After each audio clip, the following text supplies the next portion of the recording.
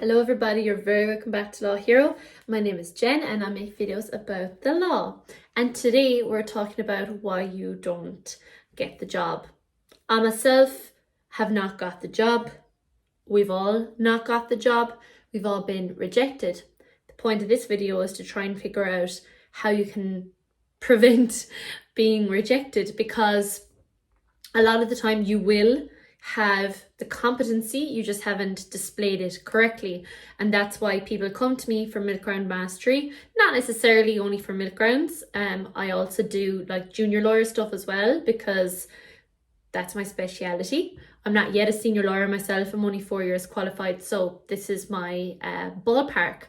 But usually people come to me with milk rounds, they come to me with CV and cover letter, and then we have a chat for about an hour, and I try and distill from that chat the kind of gaps in their CVs, like why, for example, they did public international law and now they want to be a solicitor, why they, I don't know, like studied finance and now they want to be a criminal defense solicitor. Sometimes it's hard for employers to understand that if they don't have a chat with you. And what I try and do is bridge that gap between potential employee and employer. You know, I've had about 250 people come through me in the last 5 years. So yeah, roughly like 50 a year. And I've, like, every single time I get a new client, I make notes on things I've learned about them. We're just going to start off. So for me, the first reason a CV doesn't get noticed by a law firm or a cover letter for that matter is because it's focused on the wrong result.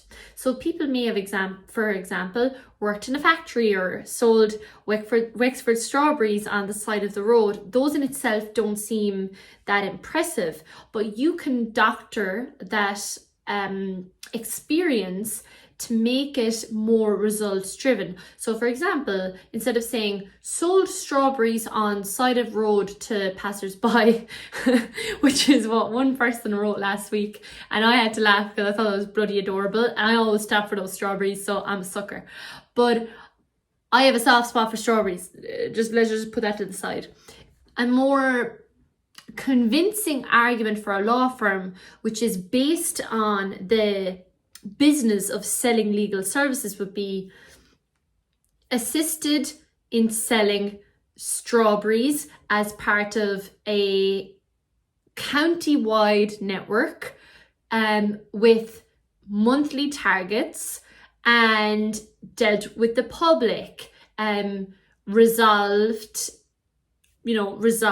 customer queries, because that's what you're actually doing. Sometimes people stop at the side of the road because they want to know where places are. You know, you're not just selling strawberries, you're actually promoting the tourism of Wexford. You see what I'm doing there? I'm automatically just giving you a really simple example and how you can big yourself up. And a lot of people laugh at me. They're like, Jen, you're crazy. But like, something as simple as selling strawberries, like, you know, in the Wolf of Wall Street, like, sell this pen.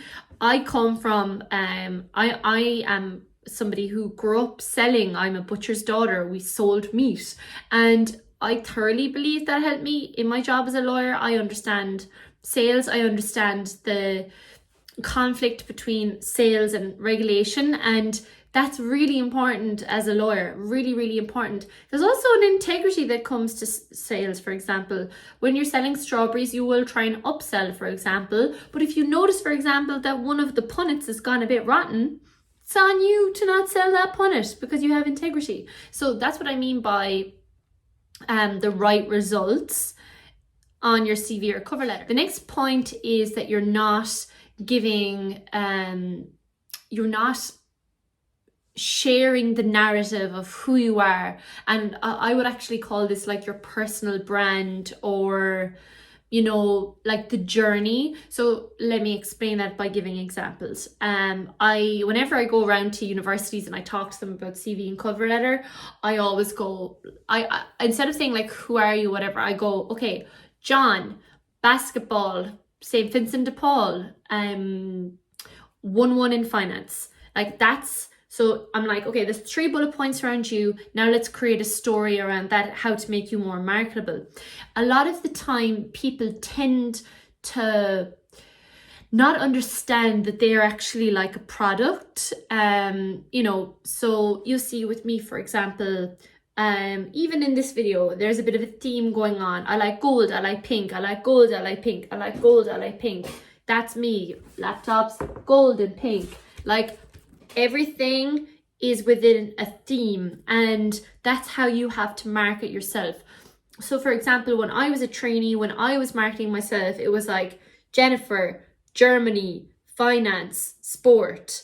Like, we can already make a story up ourselves about what kind of gal this Jennifer is, but I'm telling them the story. I'm telling them how all these parts of my life came together to make the person I am, who I am today, and this is why I fit in with your vision. Like for Arthur Cox, I meshed Arthur Cox's life and mine. I was like, Arthur Cox, he was the one that got Siemens into Ardna Krusha because he was able to speak German. I'm able to speak German. I understand the importance of using the language to try and stimulate the economy, stimulate investment into the Irish economy. Then when it came to swimming, you know, swimmers, very hardworking, have to get up very early, are, you know, constantly training in pursuit of a goal. This is a lot like people who are employees, who are constantly striving for certain targets. You align your life with that of the employer. That is how you get a job. Lots of nonsense. This is a final point. Nonsense in cover letters and CVs. Some people copy and paste long-winded sentences like, I am a good communicator, I've got great skills in the workplace. Like, they've copied and pasted them for some random website, and I'm like, that's not you. That's not you. I know it's not you. You've copied and pasted it, and it comes off as so disingenuous. And what it does is it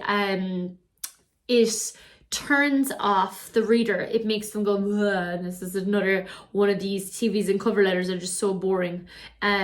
I always say in the CV and cover letter, make every word count.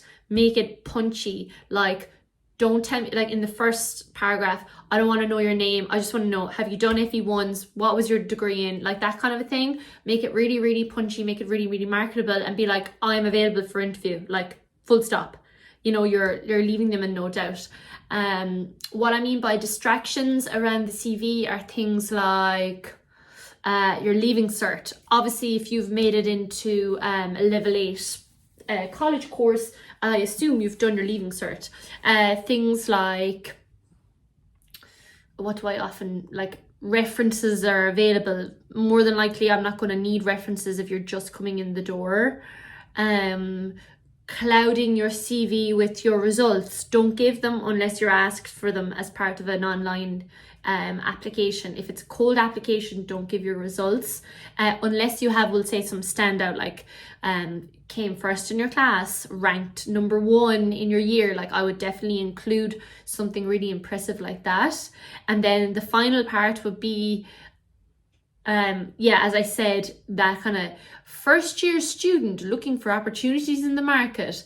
Obviously you are. Like, we get it. You're looking for opportunities. You don't need to tell us. We know you're looking for opportunities.